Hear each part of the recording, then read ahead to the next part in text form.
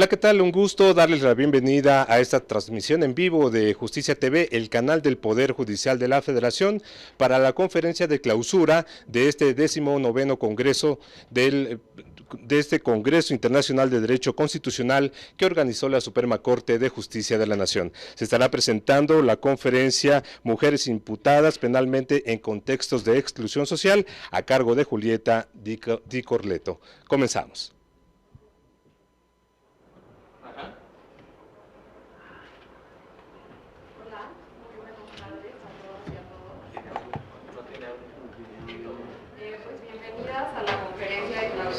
De este noveno Congreso Internacional de Derecho Constitucional.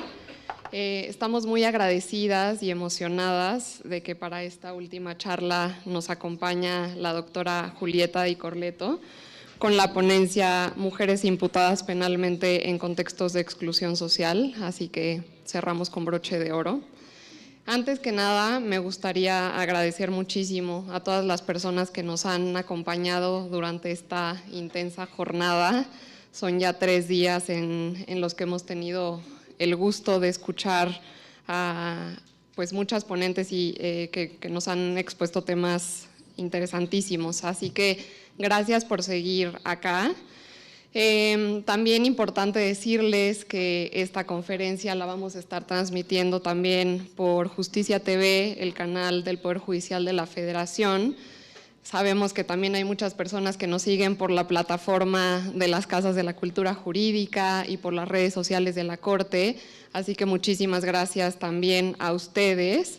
Y voy a aprovechar para comentar muy brevemente la dinámica de esta mesa antes de pasar a presentar y a leer un poquito sobre la semblanza de la doctora.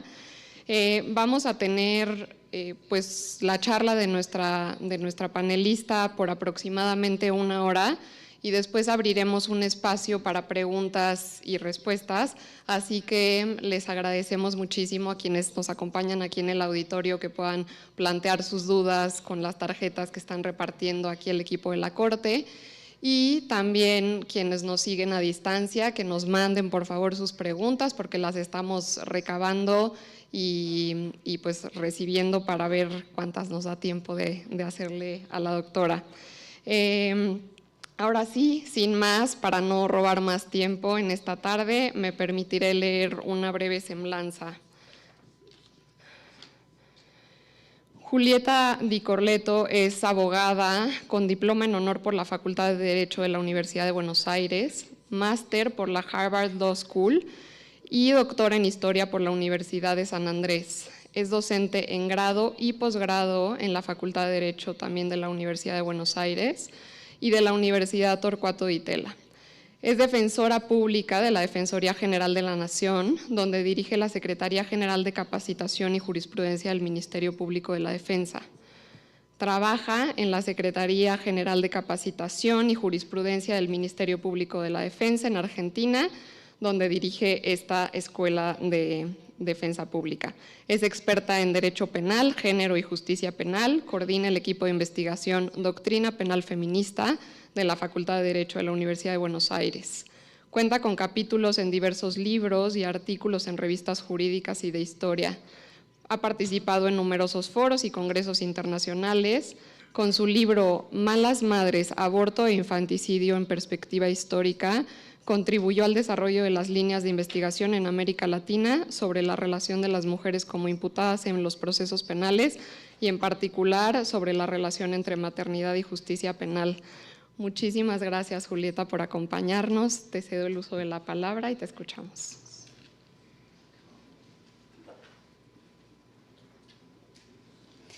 Bueno, muy buenas tardes, muchísimas gracias. En primer lugar, me gustaría agradecer a las autoridades de este congreso tan prestigioso, tan interesante, y bueno, agradecer al equipo de trabajo que estuvo detrás de toda esta jornada. En principal lugar, perdón, ¿se puede bajar un poquito el retorno?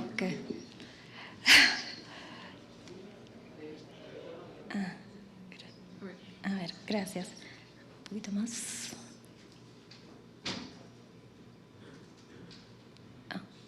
¿Se escucha? Perfecto. Bueno, buenísimo. Bueno, quisiera saludar en particular a la directora del centro, doctora Alejandra Martínez Verastegui, agradecer especialmente a Isabel, a Carlos, a Diana, a Gladys, a todos los que han hecho posible que quienes vinimos acá a participar como ponentes nos sintiéramos muy, muy bien recibidos. Muchas gracias a todo el auditorio. Han sido 3 días de muchísimo aprendizaje. He aprendido de mis colegas, de quienes estuvieron participando en los paneles, en las ponencias, y también de cada uno de ustedes que desde los auditorios, desde el auditorio virtual y presencial han realizado sus preguntas. El título que lleva esta ponencia, Mujeres imputadas penalmente en contextos de exclusión social, es un disparador para seguir abordando la problemática de género y para seguir pensando sobre cómo juzgar con perspectiva de género en el campo del derecho penal. Para contarles un poco cuál va a ser el orden de mi exposición, voy a hacer una pequeña presentación vinculada con la relación de los feminismos con el derecho penal. En segundo lugar, voy a hablar sobre los diálogos posibles entre estos 2 campos de estudio. Voy a presentar, en tercer lugar, algunos de los riesgos que plantea la perspectiva de género. Decimos muchas veces que los feminismos tienen para ofrecer principalmente paradojas, y cuando pensamos en la perspectiva de género y en juzgar con perspectiva de género, creo que no debemos mantenernos inertes y simplemente confiados con que este es el camino indicado, sino alertar cuáles pueden ser las bifurcaciones. Y finalmente quisiera cerrar problematizando lo que es juzgar con perspectiva de género. No para retrotraer, para dar un paso atrás en esta dirección, sino más bien para darle una vuelta más a la perspectiva de género. En esto creo que, espero en algún punto que se genere un debate que claramente va a poner en relación algunos de los temas que estuvimos hablando en estas jornadas, que hacen a cómo se construye la verdad en el proceso penal, cuál es el rol de los fiscales, cuál es el rol de la defensa y cuál es el rol de los jueces para mantener su imparcialidad. Para comenzar, en una charla feminista quizás hablar o comenzar citando al padre del derecho penal latinoamericano de manera así contundente puede sonar contradictorio, pero forma parte de las paradojas del feminismo. Y quisiera citar aquí y empezar esta presentación con una cita de Eugenio Raúl Zaffaroni, que fue catedrático de la Universidad Nacional de Buenos Aires, que además fue juez de la Corte Suprema de mi país y también juez de la Corte Interamericana de Derechos Humanos. Este reconocido penalista en el año 2000 inauguró, o participó en la inauguración de este espacio de encuentros entre el derecho y los feminismos. Claramente podemos historizar los feminismos jurídicos y podemos encontrar puntos de inicio anteriores al año 2000, pero esta obra que compiló Aida Virgin me parece que es interesante porque muestra ahí, o reunió en ese volumen un conjunto de teóricas feministas y de penalistas que dialogaron sobre las implicancias que tenía empezar a pensar el derecho penal con otra lente. Ahí Zaffaroni lo que nos planteaba era que era peligroso que los feminismos jurídicos entráramos en contacto con el derecho penal. Nos pedía a las feministas que no nos acercáramos a esa disciplina, porque si lo hacíamos, los feminismos iban a perder el potencial transformador que tenían. Es interesante porque el penalista hizo mención a 3 o 4 temas en los que él consideraba que solamente, que únicamente podía ser fructífera esta alianza entre el derecho penal y los feminismos, y claramente vista desde la lente de hoy había varios temas que no estaban incluidos, como por ejemplo la interrupción voluntaria del embarazo, no parecía un tema digno de relevancia. No es para hacer una lectura anacrónica sobre este aporte, de hecho creo que hoy, desde la actualidad, hay mucho para recuperar de esta frase de Zaffaroni, y en eso es parte de lo que hace a mi presentación.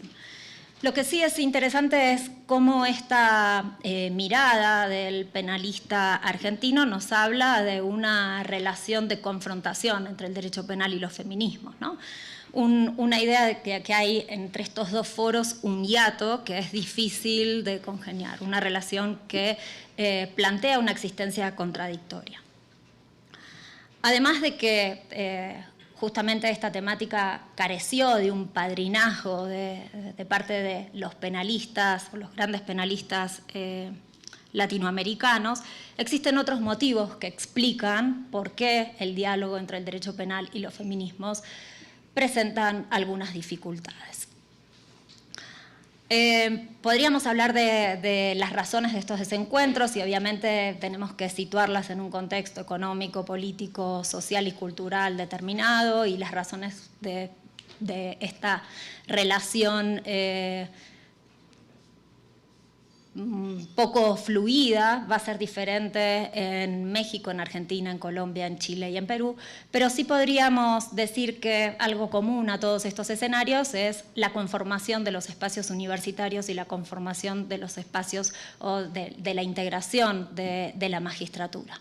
Entonces, el rol de las facultades de Derecho en la conformación de los cuerpos docentes, en la forma en la que se definen los contenidos de los programas de cátedras, en la manera en la que se integran o no las mujeres a los equipos de trabajo de las universidades, es una de las razones por las cuales este diálogo en general ha sido difícil. Además, el derecho penal es, entre todos, uno de los más masculinizados y, digamos, dentro de la rueda, quienes comenzamos al menos a estudiar derecho penal hace 20, 25 años, teníamos como primera reacción una cara de asombro frente a una mujer que quisiera acercarse a esta disciplina. En relación con los poderes judiciales, tampoco tuvimos un lugar muy alentador o de mucho abrigo, y acá nuevamente mujeres ocupan aún hoy lugares rezagados en la magistratura.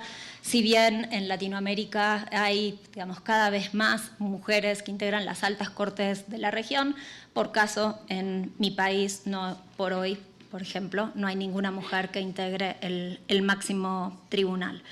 Además, si empezamos a revisar las pirámides, como lo presentaba una de las ponentes en las jornadas, en el primer día de las jornadas, también encontramos que la proporción de mujeres que participan en la judicatura es menor. Y esto puede explicar, una vez más, el porqué de esta relación que es tensa.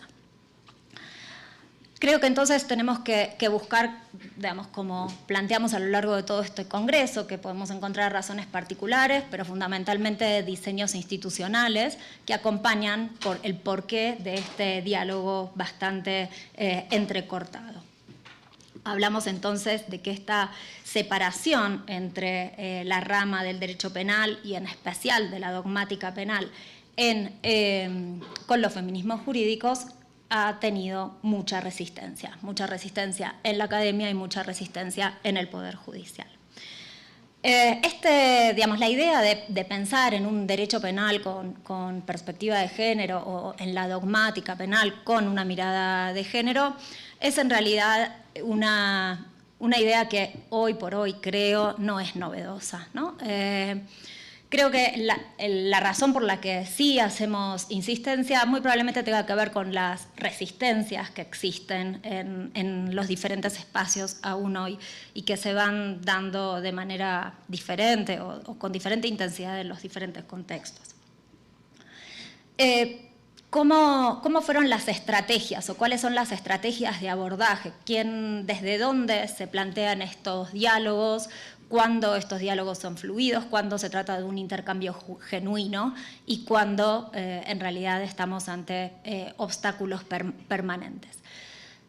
La forma en la que, al menos en Latinoamérica, hoy por hoy se está comenzando a historizar las ideas, se está produciendo una historia de las ideas de los feminismos jurídicos en Latinoamérica, el rol que tuvieron las feministas viajeras, el rol que tuvieron los feminismos populares en la construcción de este feminismo jurídico latinoamericano. Bueno, es una tarea que está en actual construcción. Sin embargo, quisiera, esperando esta producción historiográfica, contarles lo que creo yo que fueron los aportes que se hicieron desde los feminismos para pensar el derecho penal con perspectiva de género. Y lo que traje aquí es un listado de algunas de los movimientos, de las formas de pensar el derecho con mirada de género. Muchas veces digo, bueno, cuando pensamos en el derecho penal, encontramos en los libros de educación jurídica la idea de cómo piensa un penalista. Bueno, cuando nos encontramos con los textos feministas, encontramos esta pregunta de cómo piensa una feminista, ¿no? Y este cruce es, digamos, cómo logramos esta relación de hibridación entre estos dos saberes, es parte de lo que hace a esta presentación. Fuimos hablando a lo largo de las jornadas y escuché atentamente las ponencias y no quisiera repetirme. Y tampoco quisiera, digamos, no, quisiera repetir lo que ya se ha dicho, perdón. Y tampoco quisiera omitir. Entonces dejo aquí listadas las metodologías feministas, hago una breve mención a cada una de ellas, simplemente para contextualizar y eventualmente en el espacio de las preguntas habilitar alguna posibilidad de profundizar. La pregunta de las mujeres y las diversidades es un formato que, apropiado al campo latinoamericano, nos habla de los estándares de igualdad y no discriminación, tal como lo plantea la CEDAW. El derecho es neutral y en esa neutralidad, o en esta falsa neutralidad, en su aplicación genera disparidades, genera efectos contrarios. En el campo del derecho penal lo pensamos en el ámbito penitenciario, tenemos en general leyes comunes para todos, detenidos y detenidas, pero la cárcel tiene efectos distintos en las mujeres, en los varones, en niños, en personas con discapacidad. Lo mismo podemos pensar, por ejemplo, para las cláusulas que habilitan la suspensión de los juicios, las medidas alternativas. En general son normas que se aplican para todos los casos, pero para todos los casos por igual, pero que históricamente en los supuestos de violencia de género, violencia contra las mujeres en el ámbito intrafamiliar, operó como una cláusula que facilitaba el archivo o la clausura de las investigaciones, ¿no? Entonces la pregunta de las mujeres habilita a hacer esa indagación. Experiencia de las mujeres y las diversidades. Nuevamente es poner en el foco la posibilidad de darle voz a estas protagonistas. Y en el darle voz hay algo que hoy conocemos como el término de injusticia epistémica, ciertas experiencias que no tienen un nombre, que no tienen un sentido, que no tienen un vocablo que las represente en el discurso jurídico. Entonces, el ejemplo que solía dar cuando comenzaba a dar clases era aquel que representaba la experiencia del acoso sexual, del hostigamiento en los espacios de trabajo. Esto es una problemática que comenzó a tematizarse, que se le dio un nombre a partir de la década de 1970. Antes no conocíamos o no existía este vocablo, ¿no? Entonces, el dar la voz a las mujeres, el reconocer entonces sus formas de vivir ciertas experiencias, permiten reconocer que lo personal es político, que hay una comunidad de experiencias, dejar de naturalizar algunas de ellas y fundamentalmente darles un nombre, ponerles una etiqueta que nos permita trabajar en el campo jurídico. Hoy por hoy podemos pensar desde el sexo consentido, pero el retiro sigiloso del preservativo, como la práctica que se conoce como el stealthing, que antes no tenía una denominación, o todo lo que hace a la difusión de imágenes no consentidas en el espacio digital, son nuevas experiencias que requieren que sean tematizadas y que requieren que le demos una denominación. Los nombres, las denominaciones en el campo de los feminismos jurídicos es muy importante, lo sabemos también en parte por todo lo que significó la sanción, por ejemplo, de las leyes vinculadas al femicidio.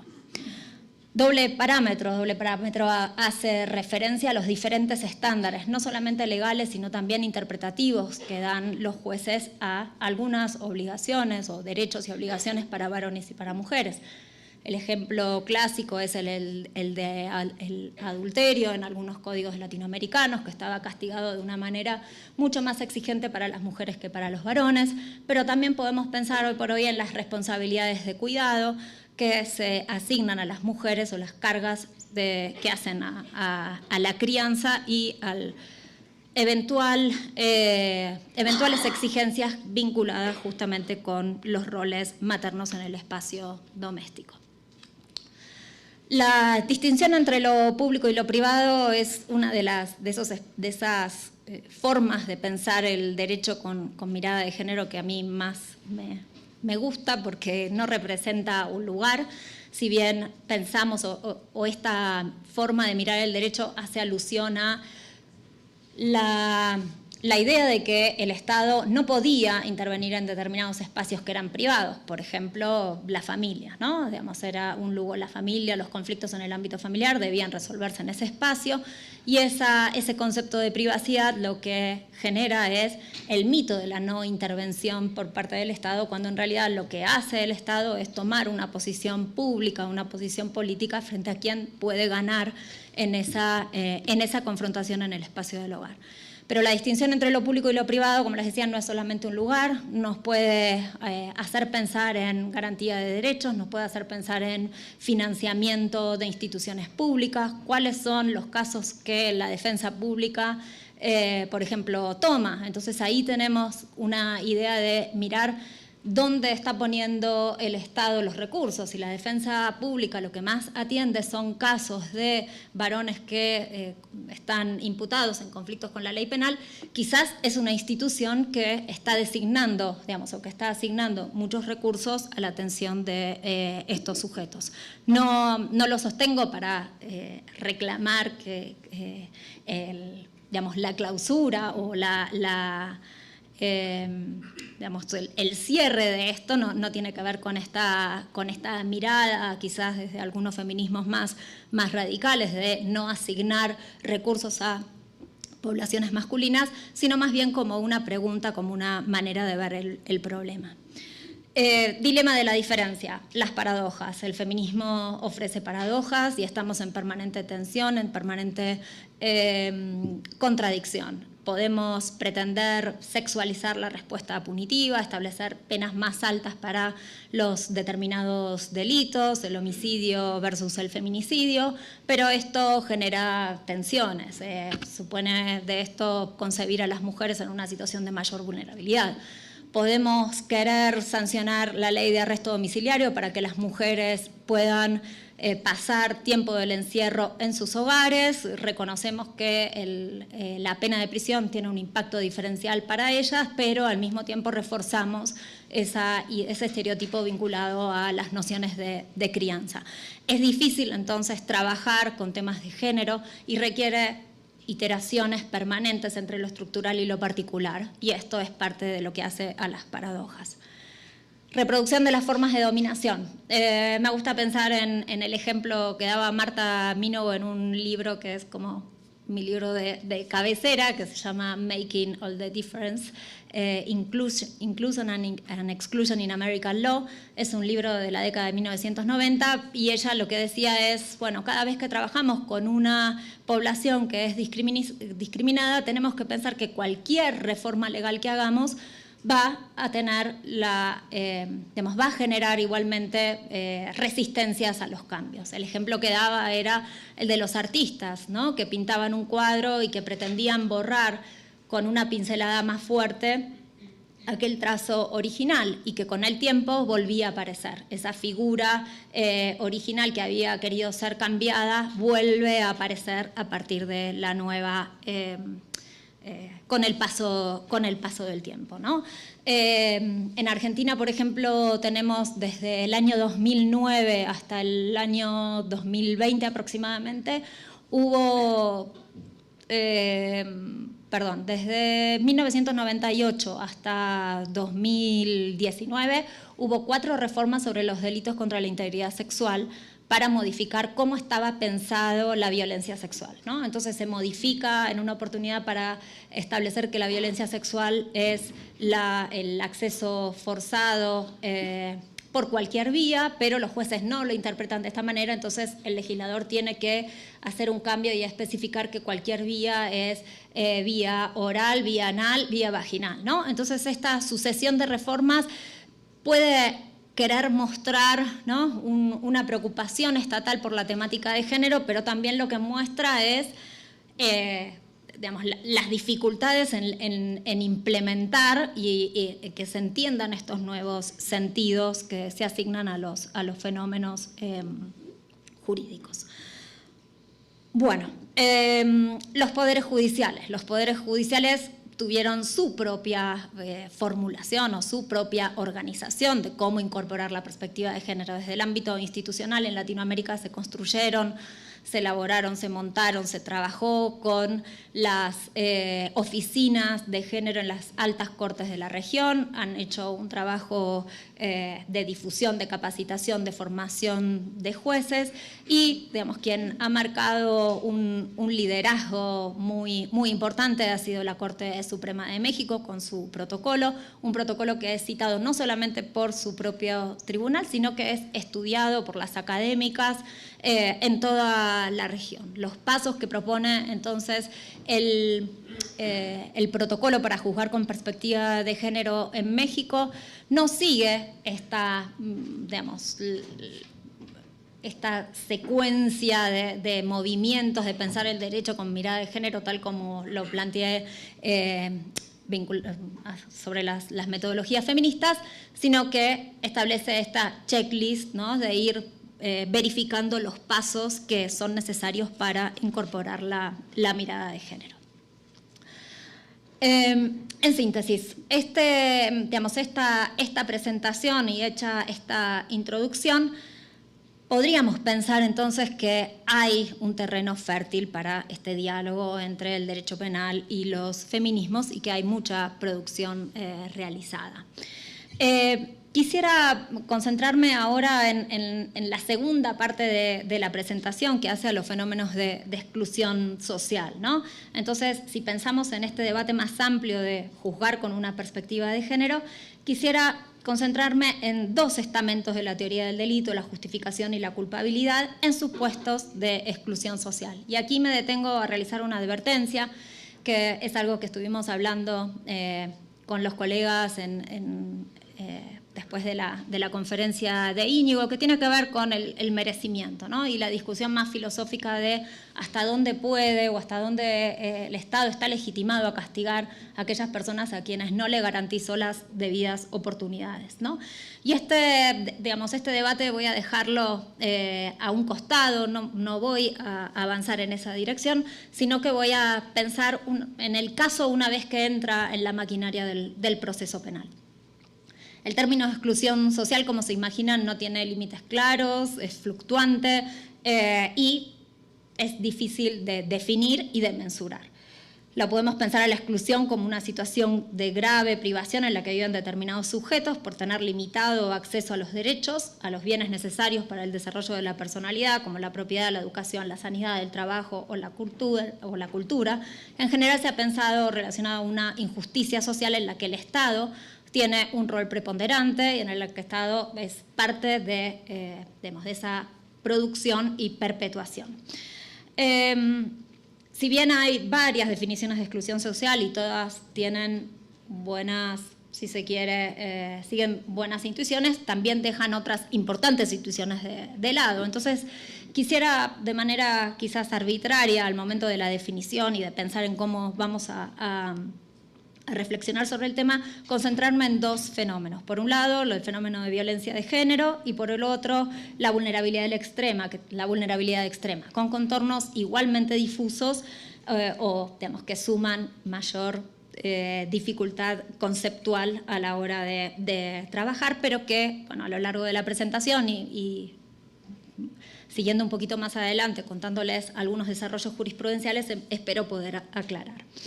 Entonces, voy a concentrarme en los conceptos de violencia de género a nivel de las causas de justificación y de vulnerabilidad extrema a nivel de la culpabilidad. Pero antes contarles, ¿no? Estas figuras, digamos, cómo las hacemos jugar, ¿no?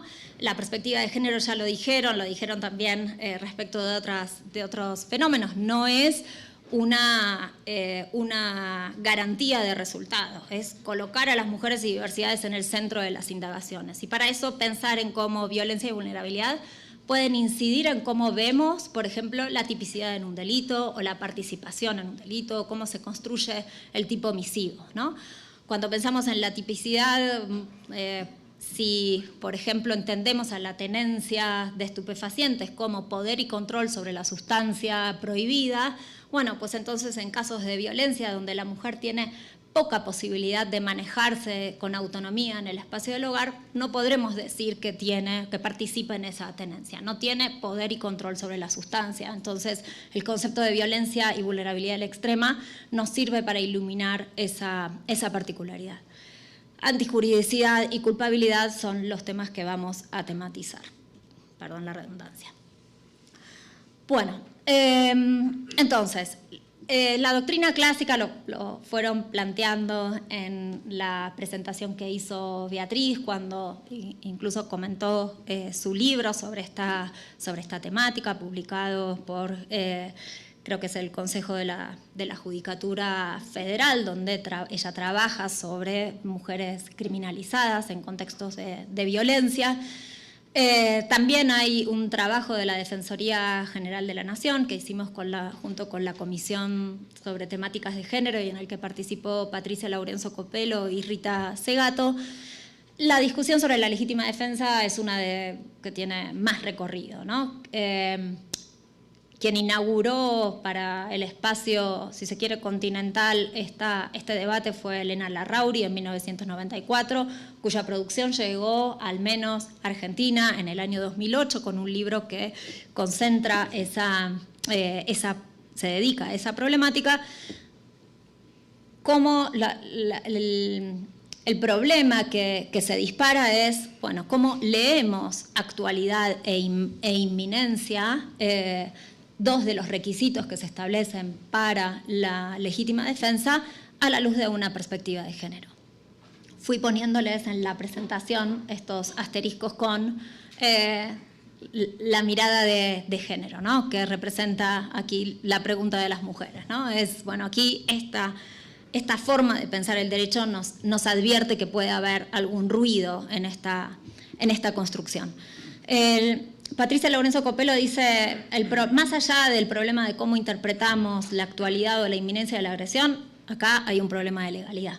El problema de legalidad es que las leyes penales hablan de la necesidad de la defensa y actualidad e inminencia son ideas de cómo debe ser interpretada la necesidad, pero que no está en la letra de la ley. ¿Y cómo pensamos entonces la idea de una necesidad?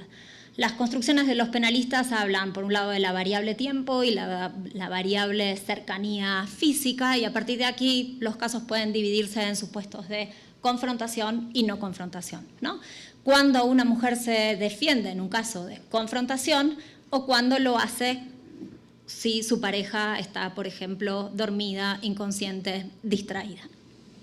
Sin lugar a dudas, los casos sin confrontación son los más complejos y estos son los que nos llevan a pensar en la indagación del contexto. Y aquí, digamos, retomando lo que planteaban otros colegas en el panel sobre defensa y sistema acusatorio, cómo se produce la prueba, cómo nos detenemos entonces a, primero, trabajar con este concepto de violencia de género y cómo llegamos a probarlo, ¿no?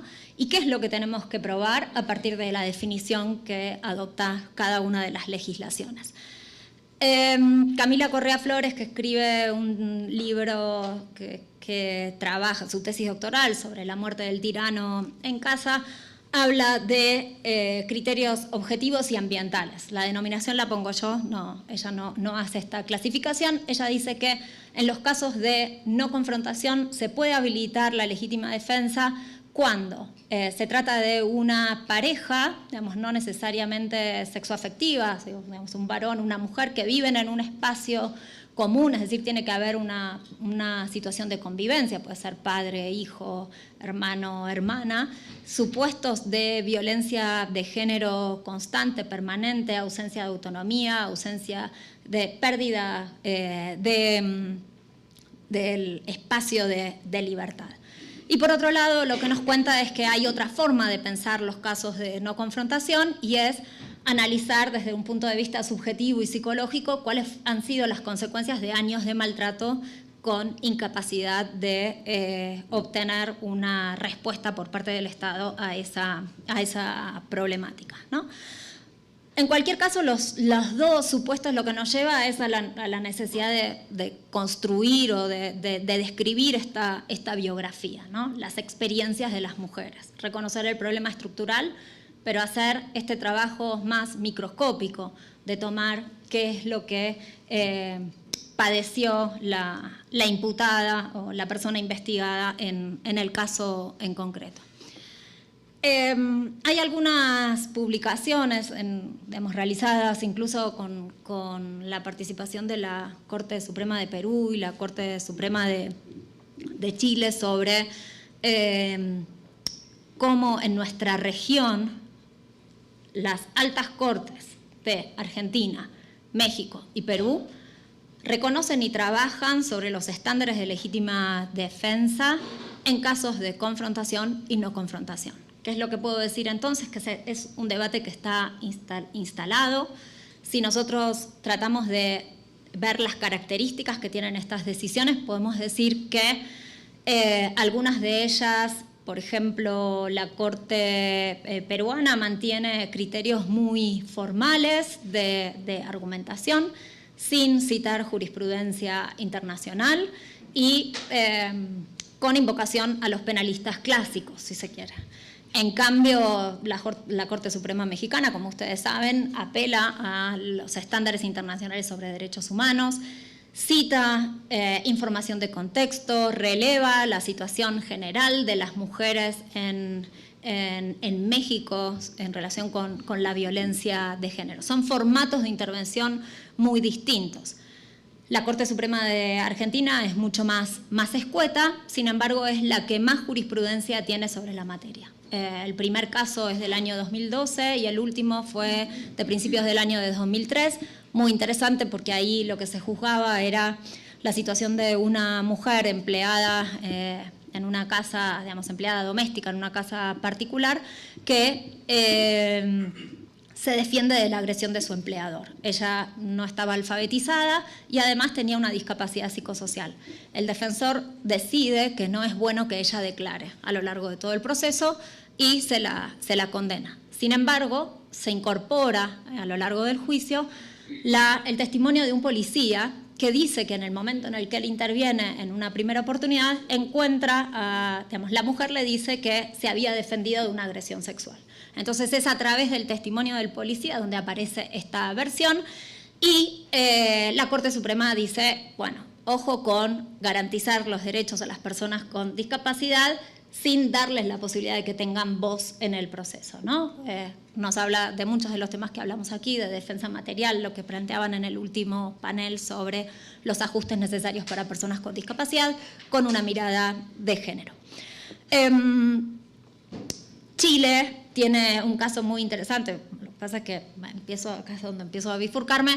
Chile tiene un caso del año 2000 donde se absuelve a la nuera de Pinochet de la defensa, digamos, de su acción defensiva respecto de una agresión de su marido.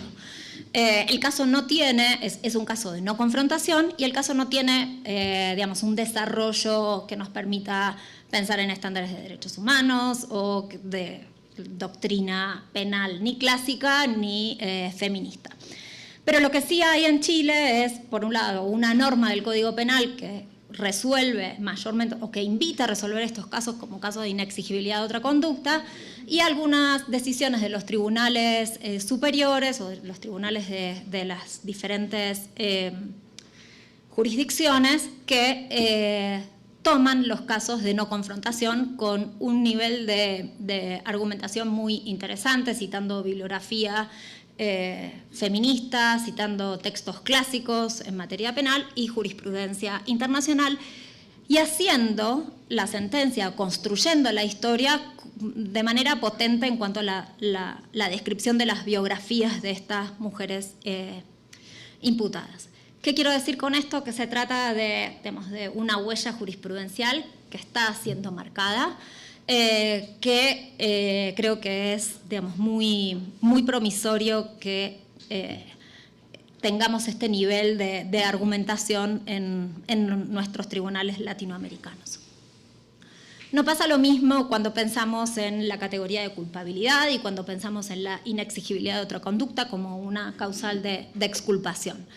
Ustedes saben que la doctrina clásica habla del principio de culpabilidad como que asentado en la responsabilidad individual, en el reconocimiento de las personas con autonomía, racionales, independientes, en general sin consideración de las jerarquías sociales o de género que pueden estar influyendo. Tengo para mí, y espero en todo caso si no es así, conocer esos trabajos, que los feminismos han tenido poca intención de problematizar el principio de culpabilidad desde esta mirada y que han sido escasos los aportes.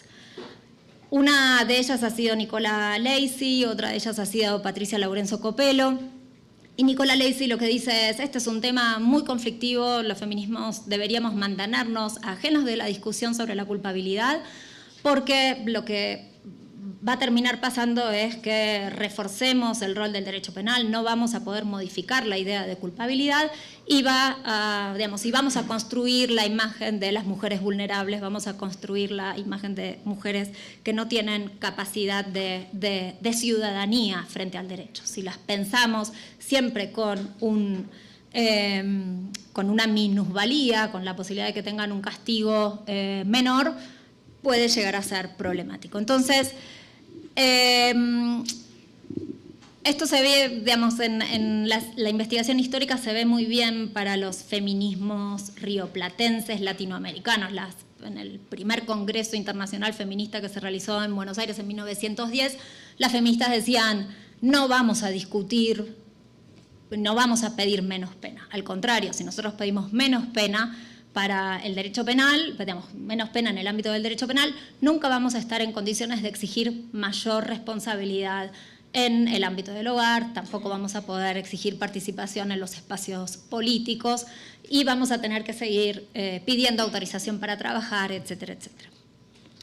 Es lo que Graziosi llama el derecho al patíbulo. Hay que reclamar la posibilidad de ser penalmente responsables porque nos puede jugar en contra al momento de la ciudadanía. De hecho, si pensamos el concepto de vulnerabilidad, ¿no?, es el mismo concepto que abre y que gatilla que muchas mujeres sean privadas de la responsabilidad en la guarda de sus hijos, ¿no? Porque esta vulnerabilidad es la que hace que no puedan tomar decisiones, no solo sobre su propio cuerpo, sino sobre el cuidado de su descendencia. Y aquí es entonces donde se hace especialmente riesgoso entrar con mucha fuerza en esta reconceptualización de la responsabilidad penal desde el punto de vista de las mujeres. Sin embargo, ¿qué hacemos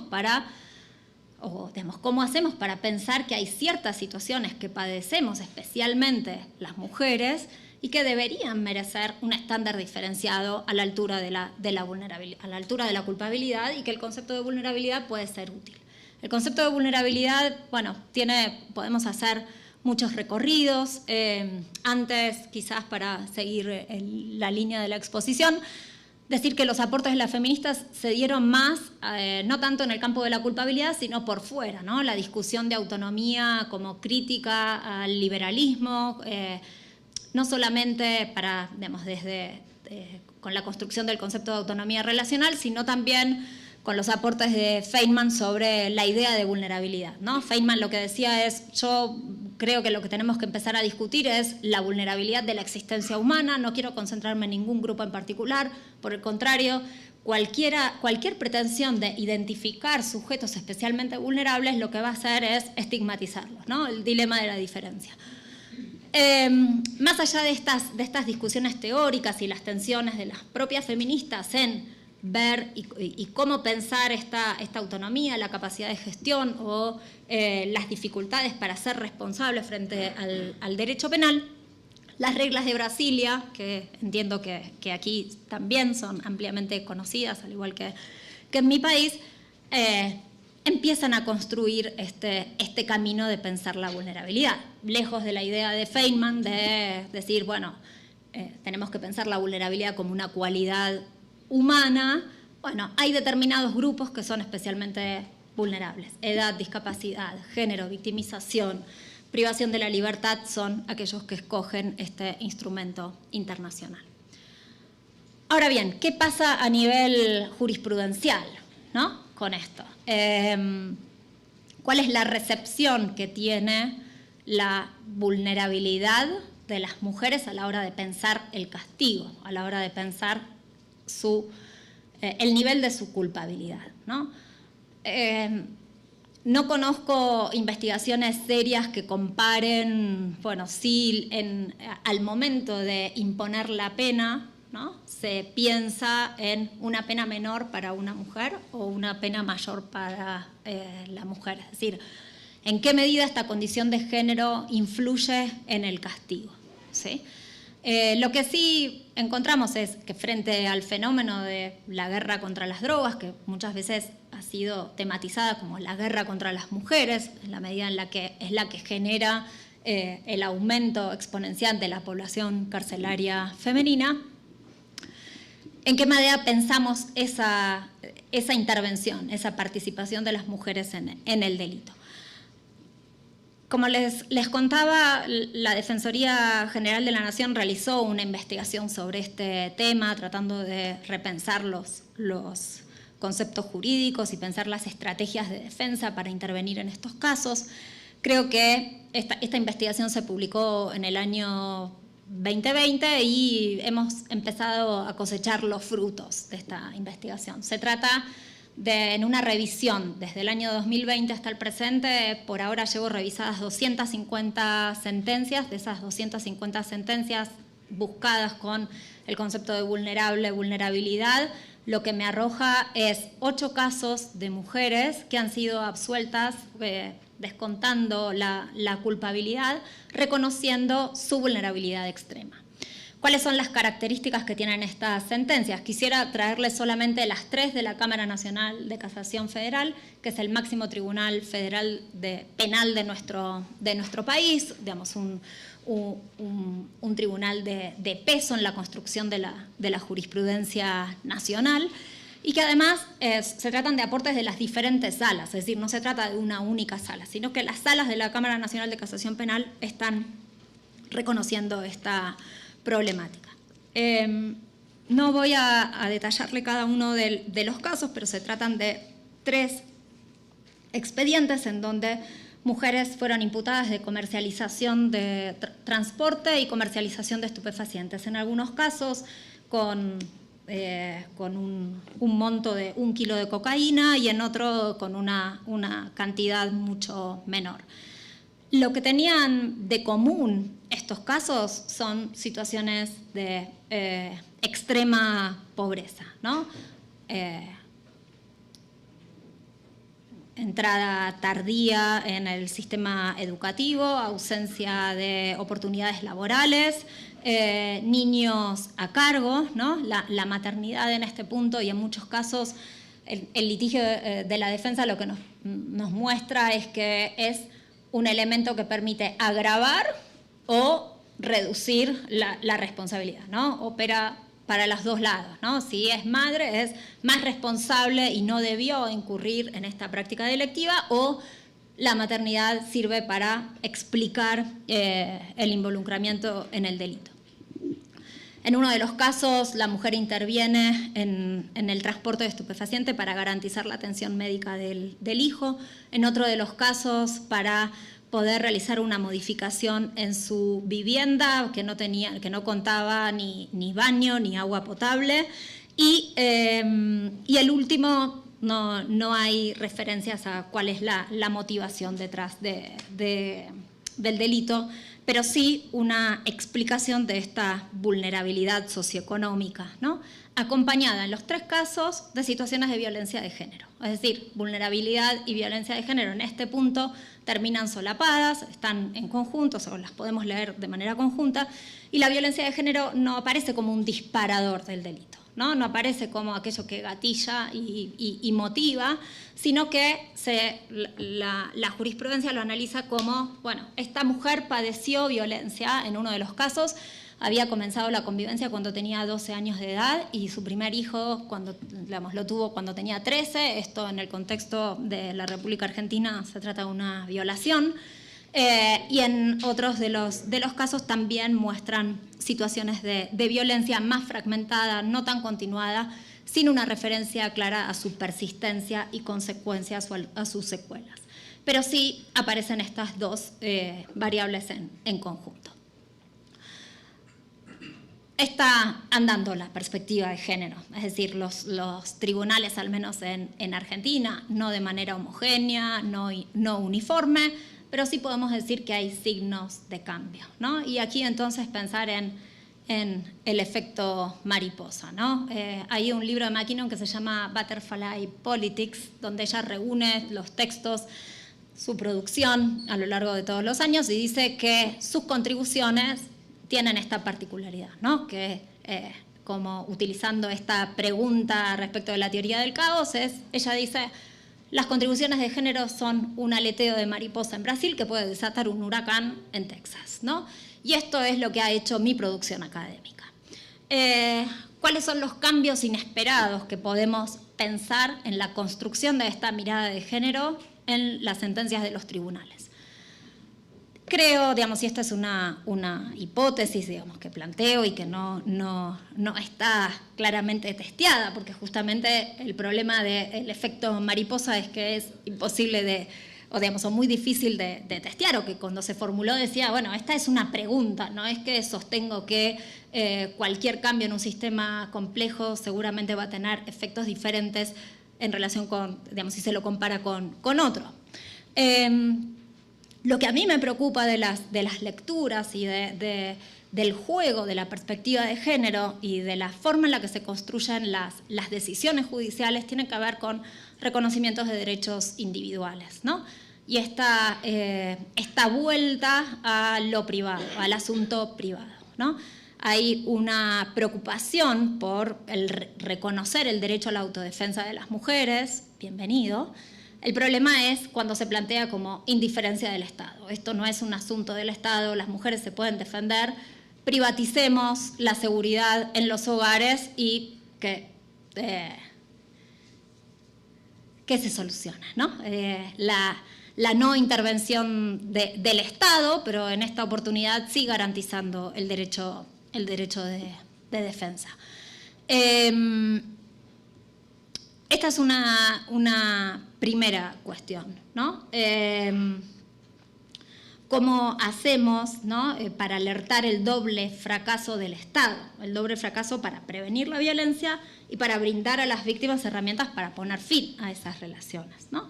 Y no hacer nada al respecto, ¿no? Reconozco, digamos, el derecho de las mujeres a defenderse en el ámbito del hogar, y esto es especialmente preocupante, al menos para mí, y en el contexto y desde donde hablo, cuando las políticas sociales se retraen, ¿no? Las políticas sociales se retraen, pero las mujeres tienen derecho a defenderse en sus hogares, ¿no? Es un retraimiento del Estado y de las políticas de cuidado por parte del Estado. Puede representar esa lectura. A nivel de la culpabilidad, está por un lado este efecto estigmatizante, fácil de pensar, pero también mirar, entonces, ofrecer una lectura empobrecida sobre las capacidades de las mujeres, ¿no? El efecto retórico de la vulnerabilidad y de la victimización que nos va a dejar, digamos, en otros espacios cuando esta huella o este camino se transite de manera más seguida y más profunda.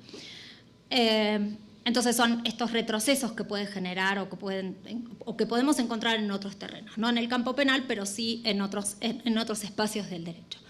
Entonces las mujeres no son víctimas ni vulnerables aisladamente, sino que lo son en un contexto estructural, y esta es la mirada de género, ¿no? De lo general a lo particular, y sin esa enunciación, ¿no? Sin esa enunciación de que hay un contexto, una estructura, la justificación o la inculpabilidad se transforma en un asunto individual y desatiende los escenarios de subordinación.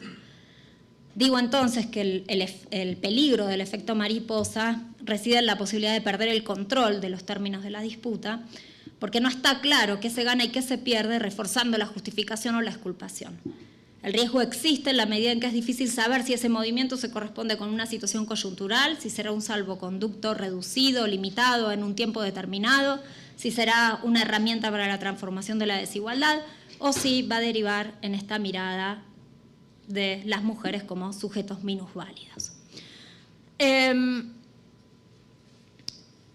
Por eso es que creo que hay que pensar en darle una vuelta más a la perspectiva de género, ¿no? Y ¿cuál es el peligro? Me pareció muy interesante la exposición que hizo el magistrado Paredes cuando presentaba, bueno, cuidado con la perspectiva de género, Francisca Pou tiene un texto que nos gusta mucho y por ahí ustedes lo conocen, seguramente lo conocen, que es el fetichismo, ¿no? El formalismo de invocar la perspectiva de género, ¿no? Pongo en la sentencia que tiene perspectiva de género y entonces de aquí en más ya la tiene y me quedo tranquilo, ¿no? Cito a Belén do Pará, cito a la CEDAW y cumplí con aquello que me pide la Corte, que es el protocolo. Cuando estamos ante una sentencia genuinamente con perspectiva de género. Este es uno de los peligros, ¿no? Del efecto mariposa, y pongo esto del volver a empezar, de volver a la locución de Zaffaroni, porque él dice, cuidado con perder el potencial transformador. Y citando nuevamente al magistrado Paredes, el problema, creo, o lo que planteo y que creo que va a generar más resistencia para los poderes judiciales es cómo tendríamos que empezar a construir las sentencias para que tenga este efecto transformador. Y quizás hay que darle una vuelta más, ¿no? A la argumentación. Y que los tribunales no solamente reconozcan este problema como un asunto individual, o que citen las estadísticas sobre la violencia, o que citen la manera en la que mujeres y diversidades se encuentran en contextos de exclusión social, sino que empiecen a establecer un diálogo con el Estado, un diálogo concreto, un diálogo que permita marcar una cartografía de las políticas sociales que tienen en los Estados. ¿Cuántos casos tenemos de mujeres que no tuvieron asistencia del Estado y que se defendieron? Tempranamente una autora peruana decía, bueno, con la figura del femicidio bastaría con que empezáramos a contar las muertes, no hace falta una figura específica. Quizás hay en esta propuesta el empezar a contar, el empezar a hacer una rendición de cuentas, ¿no? que también se enmarca en el anteúltimo panel, ¿no? De la articulación. ¿Cómo articulamos, ¿no? Hacemos una política criminal en la que el juez resuelve el caso individual, o le decimos que se fije, como se fijaron en fijémonos qué es lo que pasa en los hospitales para reducir la tasa de homicidios, ¿no? ¿Con quién debería dialogar? Algunos jueces han dicho que esta propuesta es desopilante y que claramente viola el principio de imparcialidad. Yo creo que tiene que ver con el reconocimiento de derechos y pensar que las sentencias de los tribunales tienen algunos efectos que generan, ¿no? Cambios y que movilizan y que disparan a que los otros poderes del Estado tomen determinadas medidas. Touchnet tiene este libro de derechos débiles, tribunales, o derechos fuertes, tribunales débiles, y en cómo se establece este diálogo democrático. Entonces, algo de la perspectiva de género es no solamente reconocer el derecho, sino empezar a trazar, empezar a narrar esto con más complejidad. Empezar a mostrar que no se trata de situaciones individuales, sino que hay que narrar desde lo que el Estado omitió, y que el Poder Judicial en este punto le deberíamos pedir un poco más, no menos perspectiva de género, ¿no? Que vayan más a fondo con lo que representa la posibilidad de un cambio. Cuando pensamos en juzgar con perspectiva de género es cerrar la brecha de género desde la Administración de Justicia, y esto es algo más que argumentar sin discriminación dentro de la dogmática penal. Y para eso creo que recuperar el potencial transformador del derecho supone ponerle más a la forma en la que los jueces intervienen en la construcción de sus sentencias. Bueno, quedo a su disposición y muchas gracias por su tiempo.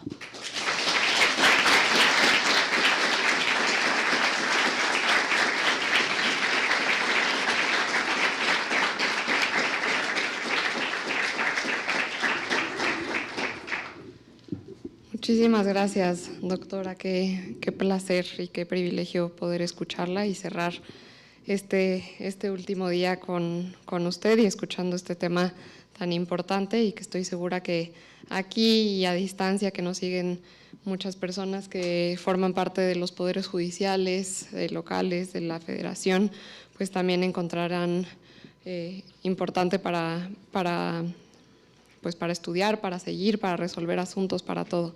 La verdad es que tenemos un montón de preguntas que nos hicieron las personas, muchísimas gracias, que nos estaban siguiendo por el canal y por redes sociales, la plataforma, también las personas aquí del público del auditorio. Ya no tenemos tanto tiempo antes de pasar al mensaje de clausura, así que me voy a permitir hacerle entre 2 y 3 preguntas, si está bien. La primera es, pues considerando todas estas herramientas, metodologías que nos comentó que podemos usar, y desde un enfoque distinto que se pueden ver estos temas, si nos podría compartir la experiencia de Argentina, específicamente de la Escuela de la Defensa Pública, sobre la capacitación en perspectiva de género a defensores. Esto pensando en los efectos que probablemente esa capacitación puede tener para incorporar pues algunas cuestiones de las figuras jurídicas actuales de la perspectiva feminista. Bueno, muchas gracias por la pregunta. Puedo contar la historia de éxito o de fracaso, no sé qué, o del éxito y fracaso. La Defensora General de la Nación asumió en su cargo en el año 2005 y en el año 2007 creó la Comisión sobre Temáticas de Género, que fue la primera dentro de la Administración de Justicia de la Argentina orientada a pensar en una política de defensa pública con una mirada de género. Hoy por hoy la Argentina tiene un artículo en la Ley Orgánica del Ministerio Público que dice que es obligación de los defensores tener defensas con mirada de género. En el año 2008 encomendó a las funcionarias que trabajábamos en el área de género que nos encargáramos de la capacitación en temas de género. Fue un proceso muy difícil, ¿sí? Y aprendimos muchísimo de ese escenario. Veníamos con las herramientas que nos daba la jurisprudencia interamericana vinculada a deber de investigar, obligaciones reforzadas, la violencia de género. La Defensoría Pública, como ustedes saben, en su mayoría atiende casos de varones agresores, y lo que encontramos fue mucho enojo de los defensores públicos oficiales por el tipo de abordaje que realizábamos en esas capacitaciones. Entonces decidimos, no es la forma de abordar el problema, y realizamos una primera investigación sobre mujeres encarceladas. En general tratamos siempre de avanzar con diagnóstico y después capacitación, es decir, estudio para nosotros y después salir a participar en la formación. Se trabajó en un libro con el CELS, que es una organización no gubernamental, con la Procuración Penitenciaria, que se llama Mujeres en Prisión, los alcances del castigo. Queríamos hacer una investigación sobre las diversidades o la diversidad de género en las cárceles, y entonces estábamos todas jóvenes pensando que íbamos a hablar de mujeres, de la heterogeneidad del conjunto de mujeres en las prisiones, y queríamos además garantizar que no íbamos a encontrarnos con mujeres madres, porque nosotros queríamos desesencializar la mirada sobre las mujeres. y lo que nos encontramos fue que el 86% de las mujeres en prisión eran madres, con lo cual tuvimos que volver, ¿no?, en esto, digamos, de cómo avanzamos y vamos aprendiendo sobre nuestros propios pasos de los caminos equivocados. Y ahí se empezó a trabajar con estrategias de litigio para conseguir los arrestos domiciliarios, y la defensa pública entonces ganó unos cuantos casos y participó se generaron diálogos con el Congreso para mostrarles o llevarles a los legisladores el problema que se tenía, y los legisladores presentaron un proyecto de ley a favor del arresto domiciliario para las mujeres. Entonces, empezamos tempranamente con las capacitaciones, con mucha resistencia, y después empezamos a trabajar con las mujeres imputadas. Hoy por hoy estamos nuevamente en un espacio de resistencia. Quizás hemos ampliado nuestro campo de intervención con cuestiones que hacían a mujeres y diversidades en el acceso a la atención sanitaria, y aquí apareció, digamos, la sensibilidad de la defensa pública más potente. Contamos con una ley, que es lo que se conoce como Ley Micaela, que obliga a que todos los órganos del Estado estén capacitados y formados en género, y la Defensora General estableció que esta capacitación la tenemos que pensar desde la defensa pública para la defensa pública, que deberíamos entonces prescindir de por ahí los espacios de capacitación que puedan llegar a limitar las posibilidades de litigio y en el reconocimiento de los derechos de las mujeres. Es decir, fue un espacio, digamos, es un espacio arduo. Quizás ahora estamos otra vez en una pendiente hacia arriba en lo que representa el público y los encuentros, pero bueno, es un camino que está muy trabajado. Muchísimas gracias, doctora. Y tenemos otra pregunta, bueno, de hecho había varias sobre las cuestiones un poco más del ámbito probatorio, también con lo que nos platicó de estas herramientas y con su experiencia. Y creo que las podríamos resumir también para relacionarlo un poco con el caso de México, en cómo probar la violencia de género en un proceso penal acusatorio. Si eso es posible, ¿cómo hacerlo? Sí. Bueno, ahí para contarles también ser generosa con los errores de la defensa pública, nos llevó mucho tiempo el diálogo con peritos, con los peritos de la defensa, ¿no? Cómo dialogamos con otras disciplinas, ¿no? Y organizamos diferentes jornadas para que ellos entendieran el por qué era importante poner la lente en la violencia de género, cuál era la definición jurídica, qué era lo que la ley traía, por qué entonces había que, digamos, la disciplina médica también tenía sesgos de género, ¿no? Que había situaciones que no eran mostradas y que entonces las teníamos que traer al proceso, y trabajamos con médicos, psicólogos y psiquiatras explicándoles cómo su informe podía impactar en diferentes lugares de la defensa. Eso fue un parteaguas, ¿no? El trabajo con los peritos. Y también, bueno, muchas capacitaciones, tenemos como muchos cuadros y materiales para los defensores para tratar de abrir cuestiones que hoy por hoy son básicas, pero que hace unos años no lo eran tanto, sobre cómo había que pedirle al hospital registro de la atención médica, cómo podían ingresar las mujeres por consultorios externos y no por el consultorio, por la puerta principal del hospital, hasta los expedientes que tiene el Ministerio de Justicia sobre entrega de los botones antipánico, entonces, o las tobilleras. Entonces se fue ahí tratando de mostrar un poquito más que había que ser muy cuidadoso en esa recolección de la prueba, ¿no? Cuestiones de cámaras de seguridad, revisión más cuidada de escenarios domésticos, bueno, mayor cuidado en la recolección de la prueba testimonial, pero fue un trabajo bastante artesanal y que hoy por hoy creo que está, o al menos en la Defensoría, Pablo me dirá, está bastante trabajado. Se puede pasar, ¿no? Obviamente se puede pasar y así como, por ejemplo, puede ser en algún punto, ¿no? Digamos, esto es algo muy, muy interesante, cuando empezábamos las capacitaciones decíamos, bueno, ¿cómo atienden ustedes a varones y a mujeres en la defensa pública? Ah, no, los atendemos igual. A todos por igual los atendemos. Ah, qué bien, por igual. Bueno, ¿y cómo? A ver, y bueno, no, las mismas preguntas. Bueno, ¿no? Identificar eso de, se necesita una atención diferenciada, a la mujer imputada.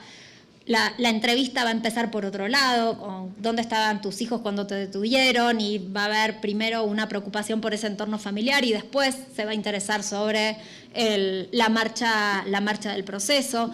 Le pregunto o no le pregunto si está embarazada, esto qué impacto tiene en el proceso, cosas muy mínimas que cambian un poco la estrategia.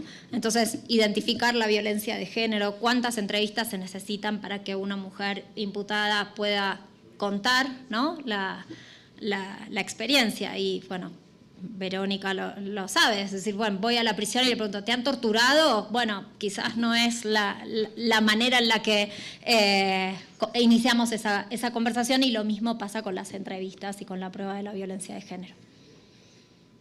Muchas gracias. Y ya nada más, por último, que también llegaron varias preguntas relacionadas con esto, que pues con los retos y todo este conflicto que hay entre el derecho penal y los temas de género, juzgar con perspectiva de género, si hay experiencias o se puede pensar en atención, o sea, en tratar los casos en atención a mujeres o personas de la diversidad que hayan estado en conflicto con la ley penal y que estén en contexto de exclusión social de alguna otra forma, o sea, pensar en justicia restaurativa o si hay otras formas en las que se puedan abordar estos temas.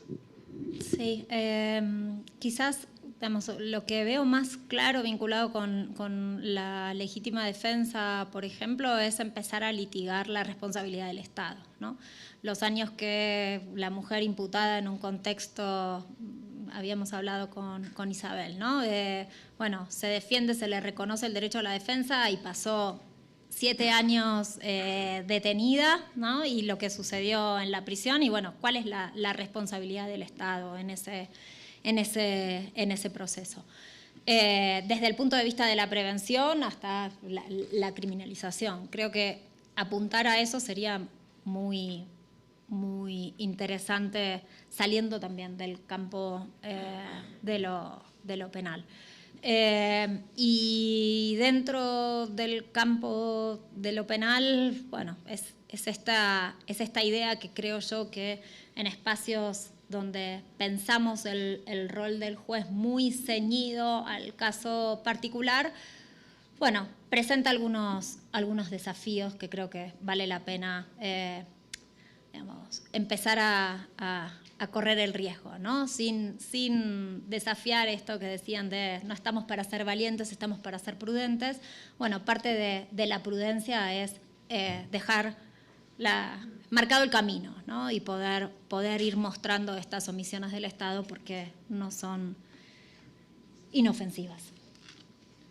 Pues muchísimas gracias. Gracias por esta exposición. De verdad, también muchísimas gracias a todas las personas aquí que nos han acompañado.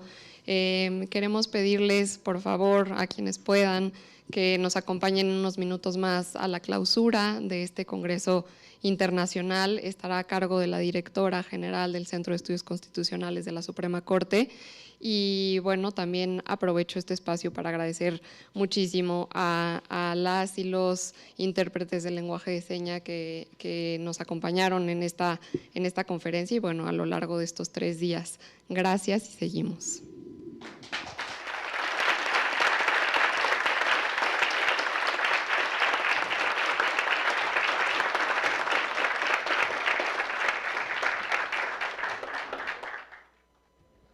Así es como concluye esta conferencia de clausura por parte de Julieta Di Corleto de la Defensoría General de la Nación de Argentina, y con esto pues está concluyendo este 9º Congreso Internacional de Derecho Constitucional que organizó la Suprema Corte de Justicia de la Nación.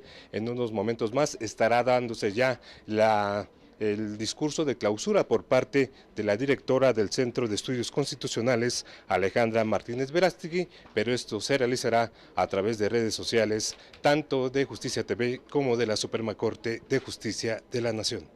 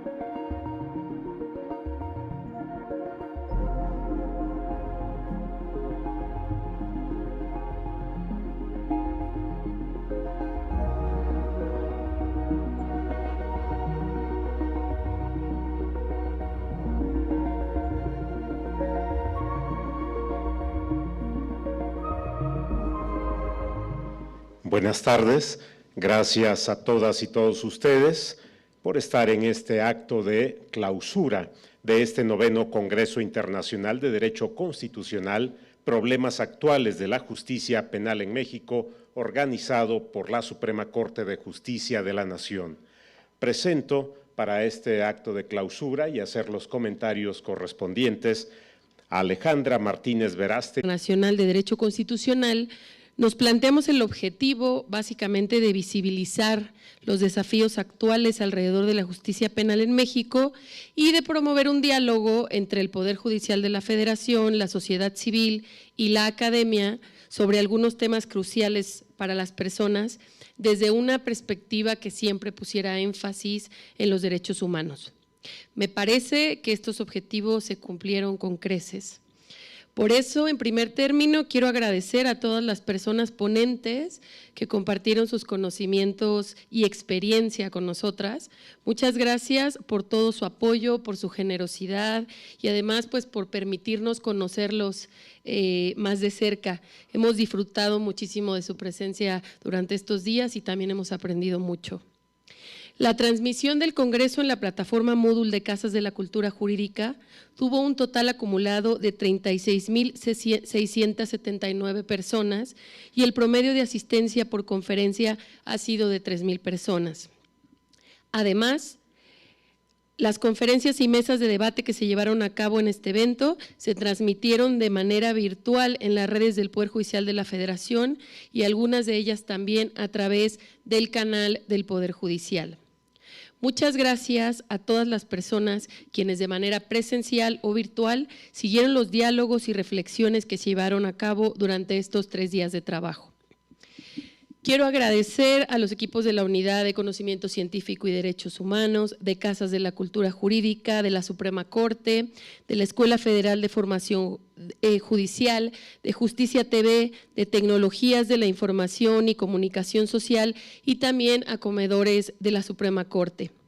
Agradezco de forma muy especial al equipo de eventos de la Presidencia de la Suprema Corte, a Priscila Pacheco, Tania Jaime Barrera, Dulce Vázquez, Blanca Janet García, José Concepción Marván, Juan Manuel Sánchez y Jesús Gerardo García. Gracias también a nuestras y nuestros intérpretes de lengua de señas mexicana que nos acompañaron durante todo el evento y también un agradecimiento muy especial a Jesús Cruz y Baja por todo su apoyo. Al personal del Consejo de la Judicatura Federal que ha colaborado con nosotros en la organización de este evento, muchas gracias. Quiero hacer una mención especial a Samuel Moreno por todo su trabajo. Y también pues expresar mi más profundo agradecimiento nuevamente a la ministra presidenta de la Suprema Corte y del Consejo de la Judicatura Federal, Norma Lucía Piña Hernández, y a la Secretaria General de la Presidencia, Natalia Reyes Heroles Scherer, por el apoyo y la confianza.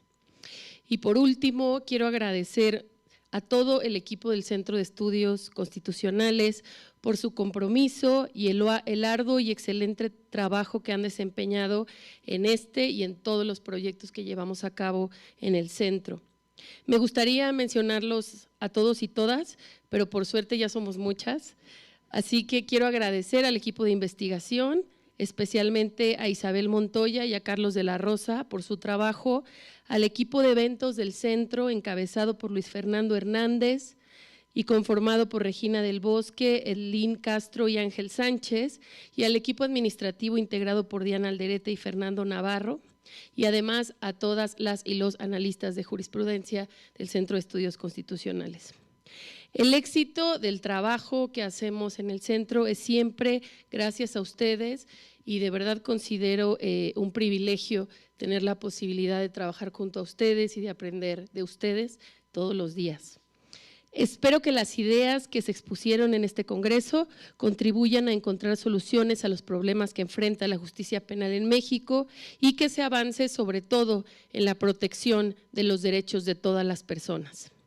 Les invito a seguir pendientes de las actividades y herramientas que continuaremos elaborando en el Centro de Estudios Constitucionales en esta línea de investigación sobre justicia penal.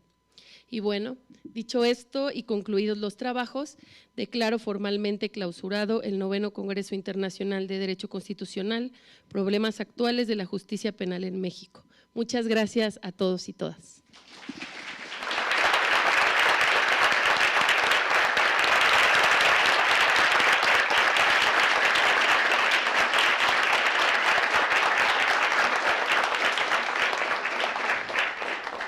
De esta forma concluye este 9º Congreso Internacional de Derecho Constitucional, Problemas Actuales de la Justicia Penal en México, organizado por la Suprema Corte de Justicia de la Nación, agradeciendo a todas y todos ustedes que se dan cita en este auditorio y a quienes han seguido la transmisión a través del canal de televisión del Poder Judicial de la Federación, Justicia TV, además de las plataformas y las redes sociales institucionales. Por su atención, gracias. Hasta pronto.